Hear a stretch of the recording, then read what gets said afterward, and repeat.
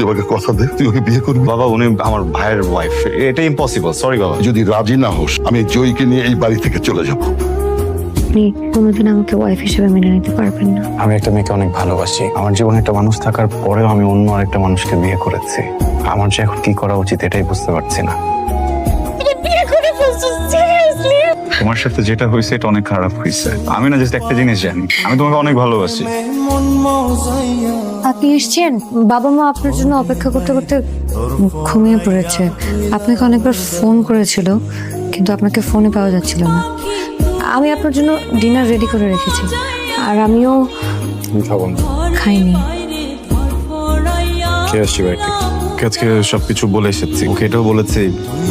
এদিকে সবকিছু sort out করার পরে আমি এই সম্পর্কটা শেষ করে তোকে বিয়ে করবো। আপনি প্লিজ না নাস্তাটা করে যান। আমি একটু রাশ আছে, এখন বেরোতে হবে, খাবো না। 2 মিনিট লাগবে বসে নাস্তা। কথাটা কেন বুঝতে পারছেন না? আমার যদি ক্ষুধা থাকতো আমি নিজেই খেয়ে নিতাম। প্লিজ। আপনার ভাই আমাকে সবসময় বলতো আপনার চা পড়াটা খুব পছন্দ। আপনি যখন দেশের বাইরে চলে যান, আপনার ভাই আপনাকে খুব মিস করতো, আর মাঝে মাঝে আমাকে বলতো চা পড়াটা বানিয়ে দেওয়ার কথা। ও নিশ্চয়ই নিচে থাকে, তো নিচে থাকারই কথা, ও নিচে থাকে না? থাকে। আচ্ছা আমি বুঝতেছি না ও চলে যাচ্ছে না কেন বাপের বাড়িতে?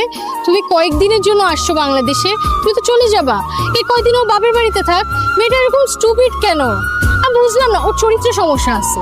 না হলে ও ওর হাজবেন্ড মারা যাওয়ার পর হাজবেন্ডের ভাইকে বিয়ে করতে পারে না। প্লিজ এইভাবে কথা বলো না। আমরা মজায় মজায় বিয়েটা করিনি। সিচুয়েশনটা বোঝো। আমার টুইন ব্রাদার মারা গেছে। ফ্যামিলি সিচুয়েশন বুঝতেছো তুমি? আপনার কোনো রাইটই নেই প্রমির নাম মুখে নেয়।